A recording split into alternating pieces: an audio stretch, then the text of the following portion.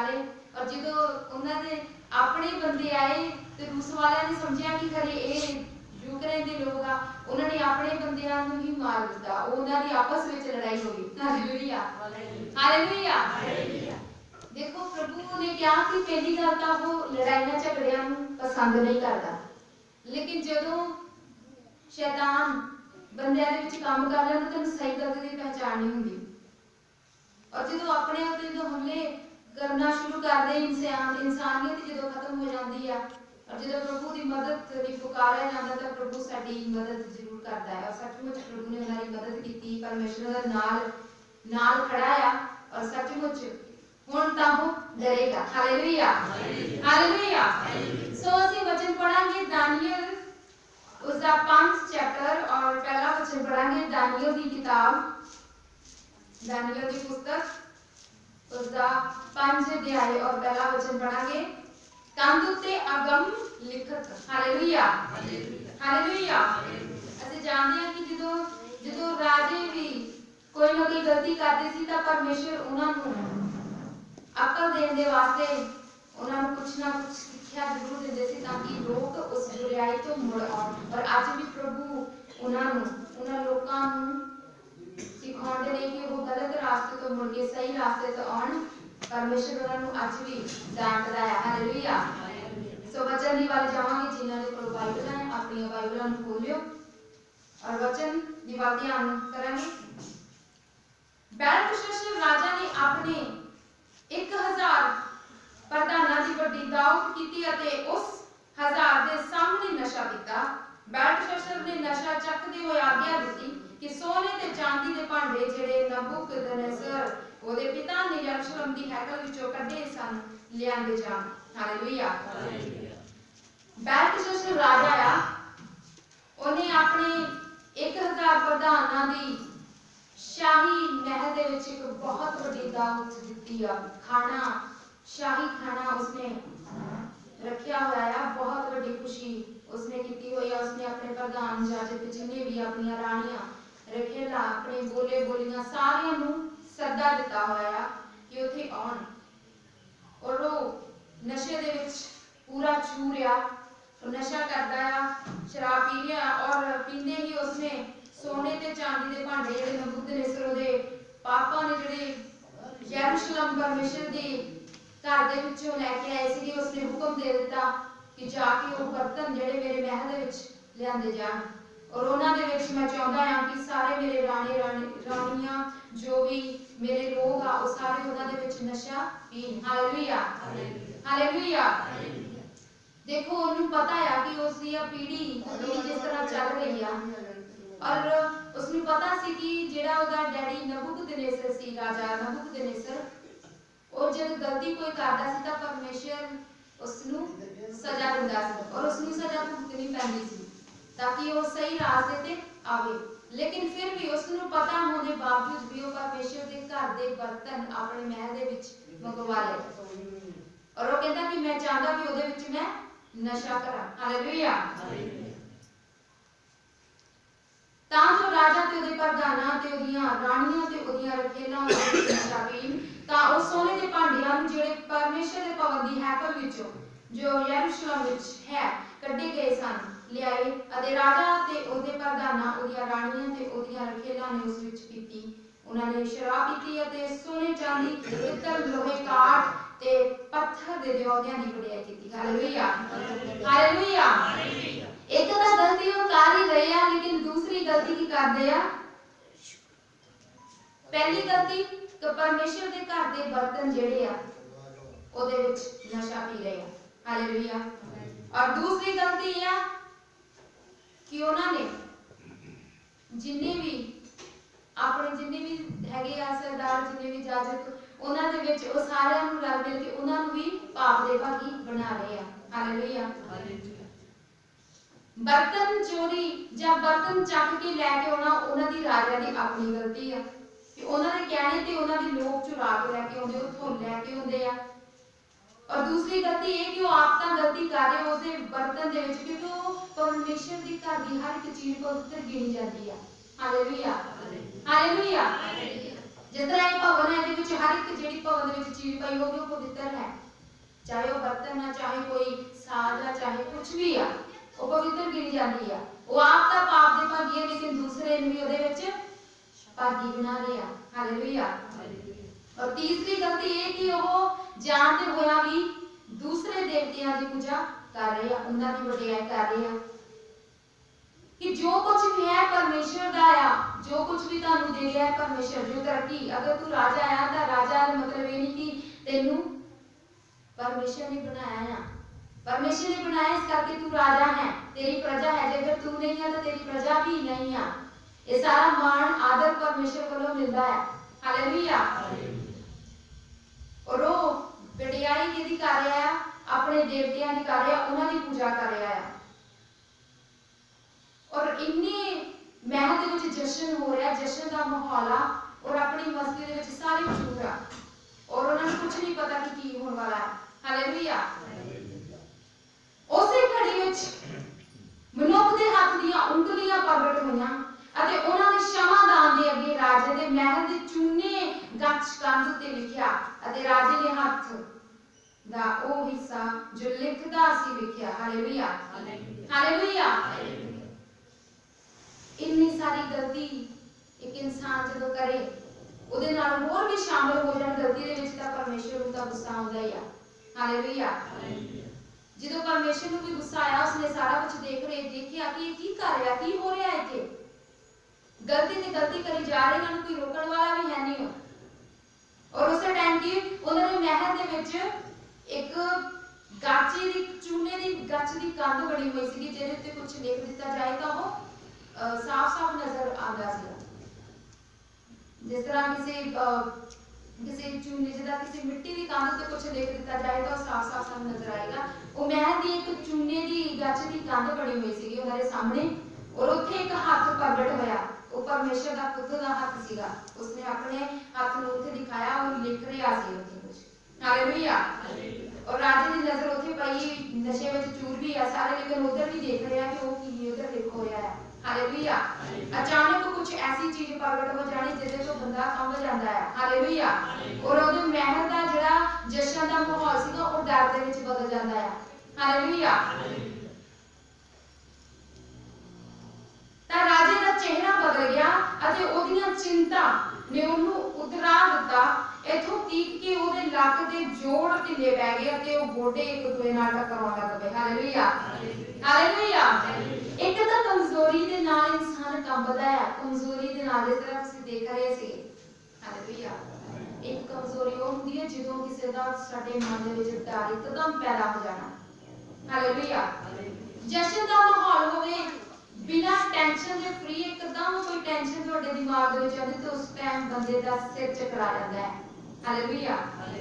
ਜਦੋਂ ਦੇਖਦਾ ਹੈ ਕਿ ਇੱਕਦਮ ਹੱਥ ਕਿਸੇ ਦਾ ਲਿਖਦਾ ਹੋਇਆ ਆਉਂਦਾ ਆ, लिख लिया कंध दे उत्ते, ओदा रंग बदल जाता है, बिल्कुल चेहरा ही ओदा डर दे नाल चिंता लग जाती है, और ओदी कमर दे विच इन्ना जोर नहीं रहा कि वो सीधा अकड़ा के खड़ा हो सके। हालेलुया। हालेलुया। ओदा सारा अहंकार परमेश्वर ने चकनाचूर कर दिता। बेखौफ जेड़ा होके इंसान अपने महल दे विच घुमदा फिरदा, जिसनूं किसी चीज का डर नहीं है, लेकिन उसनूं उस चीज तो डर लग रहा है। हालेलुया।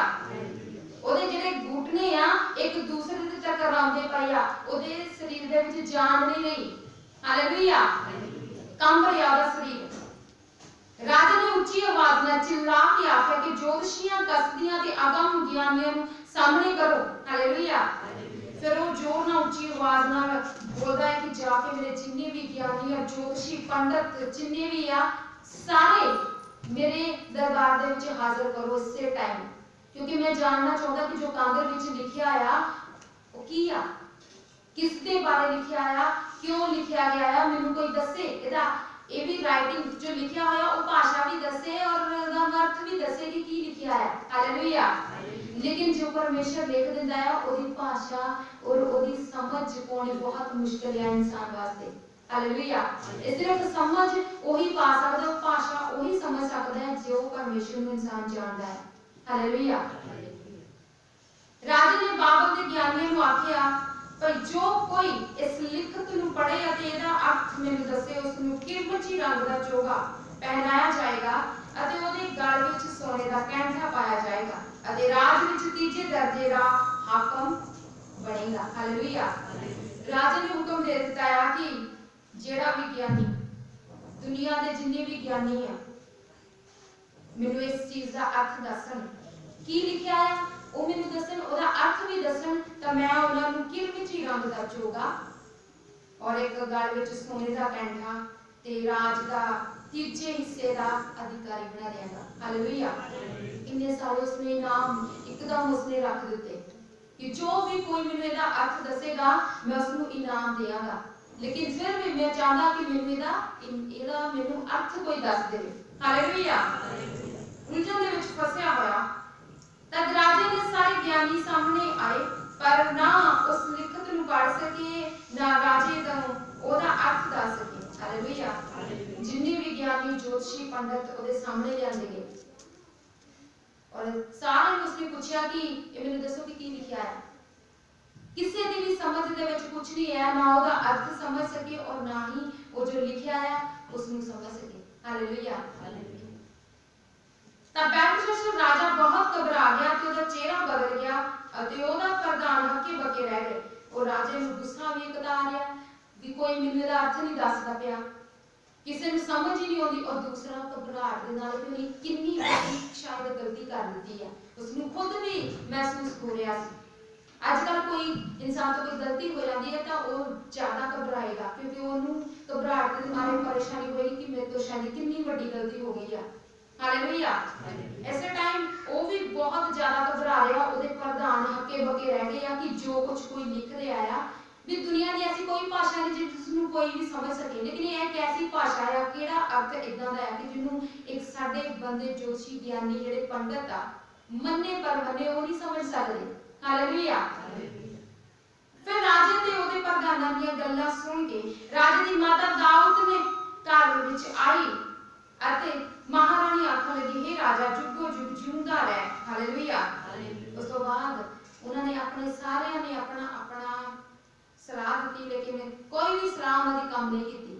ਉਸ ਤੋਂ ਬਾਅਦ ਜਿਹੜੀ ਰਾਜਾ ਦੀ ਮਾਤਾ ਆ ਉਹ ਵੀ ਦਾਊਦ ਵਿੱਚ ਬੁਲਾਈ ਗਈ ਸੀ ਔਰ ਉਸਨੇ ਕਿਹਾ ਕਿ ਰਾਜਾ ਜੁਗ ਜੁਗ ਜਿਉਂਦਾ ਰਹੇ ਤੇਰੀਆਂ ਚਿੰਤਾ ਨੇ ਤੈਨੂੰ ਹੱਕਾ ਬੱਕਾ ਨਾ ਕਰਨ ਅਤੇ ਨਾ ਤੇਰਾ ਚਿਹਰਾ ਬਦਲੇ।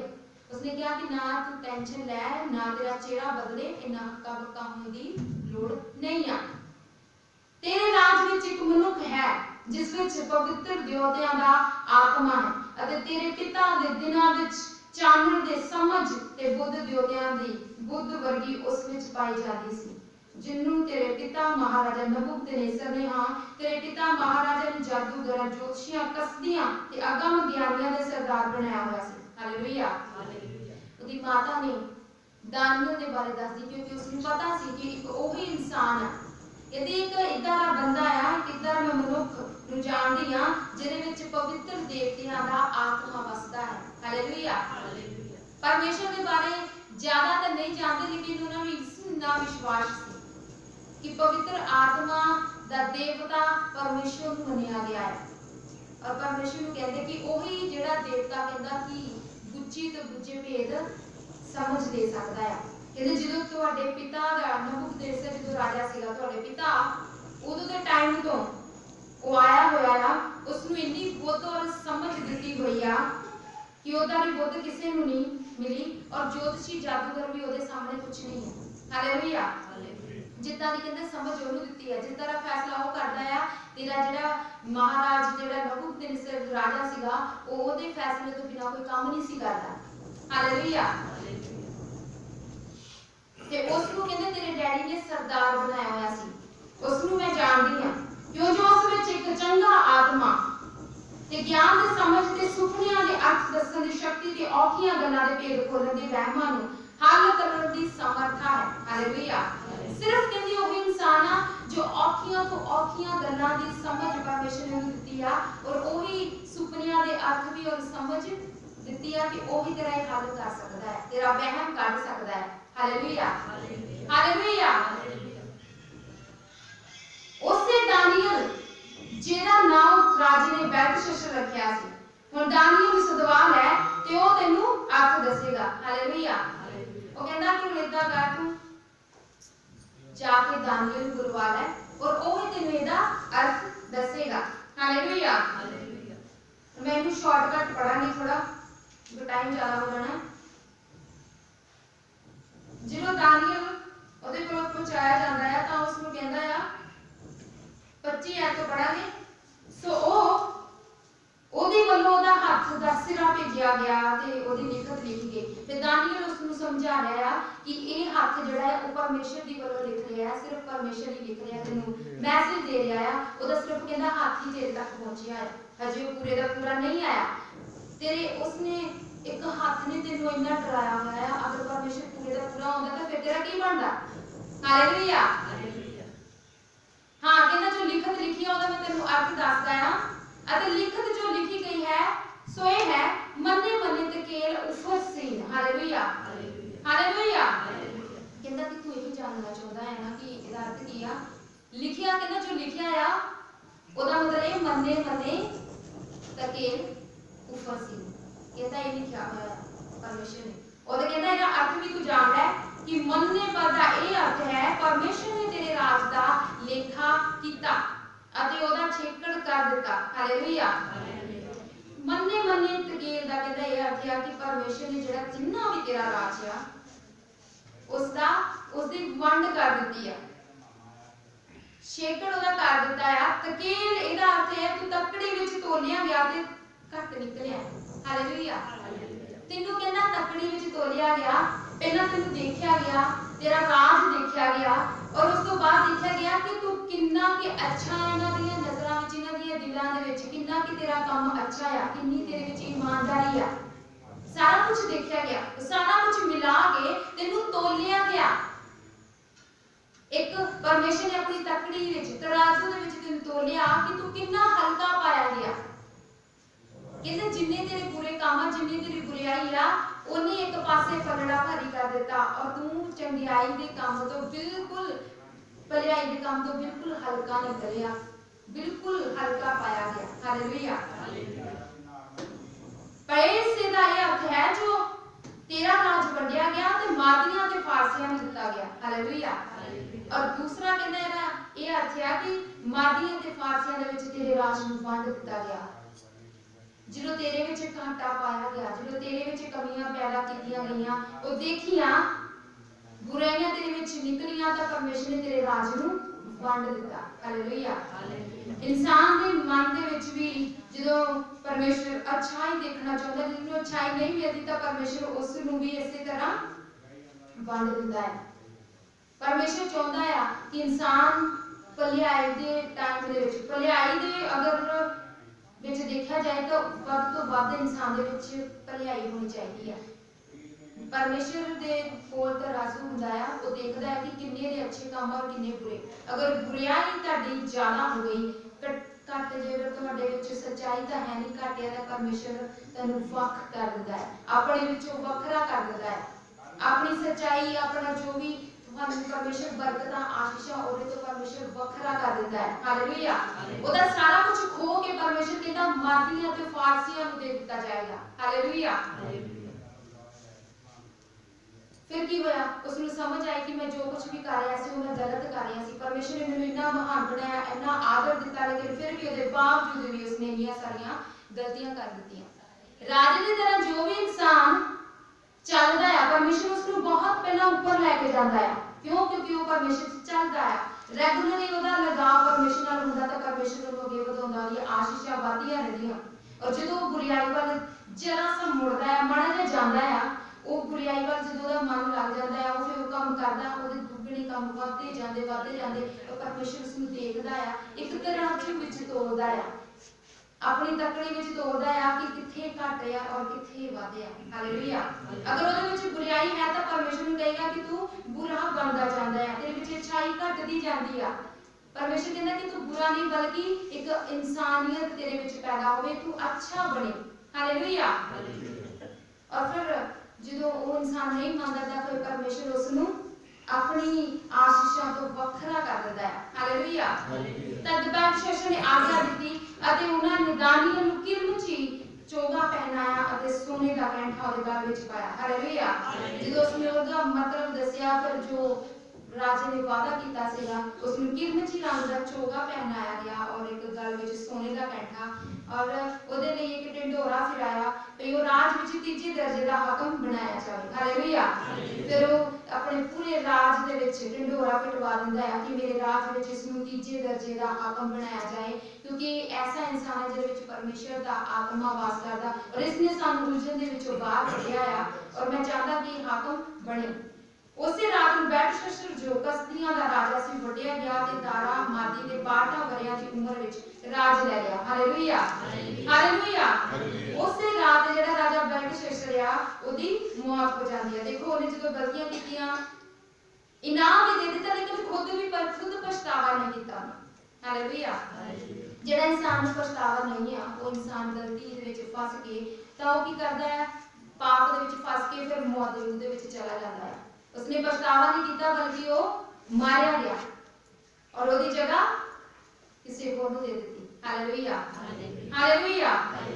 ਸੋ ਸਾਰਿਆਂ ਨੂੰ ਇਹ ਮੈਸੇਜ ਹੈ ਕਿ ਕੋਈ ਵੀ ਇਨਸਾਨ ਗਲਤੀ ਅਗਰ ਕਰਦਾ ਹੈ ਤਾਂ ਪਰਮੇਸ਼ਰ ਤੋਂ ਮਾਫੀ ਮੰਗੇ।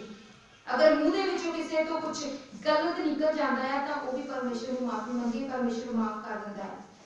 ਹੋ ਸਕਦਾ ਹੈ ਕਿ ਜੇਕਰ ਤੁਹਾਡੀ ਗਲਤੀ ਜੋ ਤੁਸੀਂ ਆਪਣੇ ਮੂੰਹ ਦੇ ਵਿੱਚੋਂ ਕੁਝ ਐਸਾ ਸ਼ਬਦ ਕੱਢਿਆ ਜਾਂ ਕੁਝ ਐਸਾ ਕੀਤਾ ਜੋ ਕਿਸੇ ਨੂੰ ਠੇਸ ਲੱਗੀ ਹੋਵੇ, ਤਾਂ ਪਰਮੇਸ਼ਰ ਕਹਿੰਦਾ ਕਿ ਉਹ ਗਲਤੀ ਅਗਰ ਤੁਸੀਂ ਮਾਫੀ ਨਹੀਂ ਮੰਗਦੇ ਤਾਂ ਜਮਾ ਹੁੰਦੀ ਰਹਿੰਦੀ ਹੈ, ਤੁਹਾਡੇ ਤਰਾਜੂ ਵਿੱਚ ਜਮਾ ਹੁੰਦੀ ਰਹਿੰਦੀ ਆ, ਵੱਧਦਾ ਜਾਂਦਾ ਭਾਰ ਉਹਦਾ, ਘਟਦਾ ਨਹੀਂ ਹੈ। ਹਾਲੇਲੂਇਆ। ਤਾਂ ਉਹ ਪਰਮੇਸ਼ਰ ਦੇ ਕੋਲੋਂ ਮਾਫੀ ਮੰਗੋ ਔਰ ਵਾਪਸ ਮੁੜੋ, ਪਰਮੇਸ਼ਰ ਦੀ ਵੱਲ ਮੁੜੋ ਤਾਂ ਕਿ ਪਰਮੇਸ਼ਰ ਤੁਹਾਨੂੰ ਮਾਫ ਕਰੇ। ਹਾਲੇਲੂਇਆ। ਸਾਰਿਆਂ ਨੂੰ ਜੈ ਮਸੀਹ ਦੀ। ਪਰਮੇਸ਼ਰ ਤੁਹਾਨੂੰ ਬਹੁਤ ਜ਼ਿਆਦਾ